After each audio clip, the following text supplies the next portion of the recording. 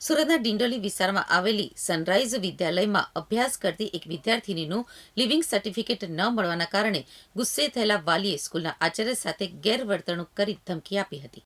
ગુસ્સામાં અંતે reception counter ઉપર રાખેલું કોમ્પ્યુટર ઉંચકીને લોકોએ ફેંકી દીધું હતું.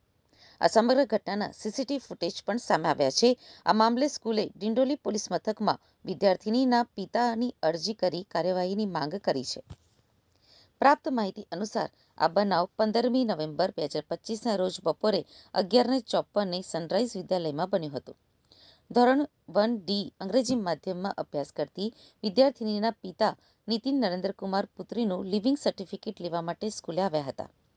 સ્કૂલના આચાર્ય સુધાકર પાંડા દ્વારા ડિંડોલી પોલીસ મથકમાં કરાયેલી અરજી મુજબ વાલી નીતિન નરેન્દ્રકુમાર દ્વારા લિવિંગ સર્ટિફિકેટની માંગણી કરવામાં આવી હતી.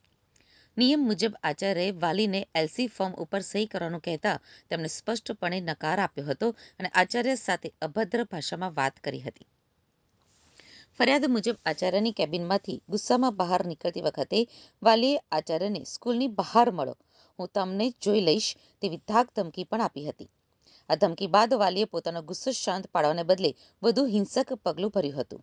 ધમકી આપ્યા બાદ નીતિન નરેન્દ્રકુમાર સીધા જ રિસેપ્શન કાઉન્ટર પાસે ગયા અને ત્યાં રાખેલું કોમ્પ્યુટર ઉંચકીને જોરથી ફેંકી દીધું.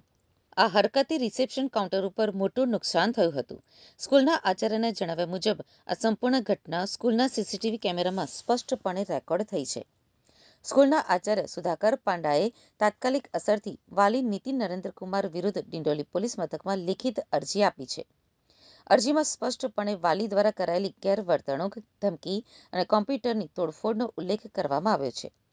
આ સમગ્ર મામલે યોગ્ય અને કાયદેસરની કાર્યવાહી કરવામાં આવે. આ મામલે ડિંડોલી પીઆઈ આર.જે. ચુડાસમાએ જણાવ્યું હતું કે હાલ વિડીયો બાદ અમારી પાસે અરજી આવી છે. અરજીના પ્રમાણે અમે તપાસ કરી રહ્યા છીએ. બાળકીના પિતાને નિવેદન માટે બોલાવવામાં આવ્યા છે.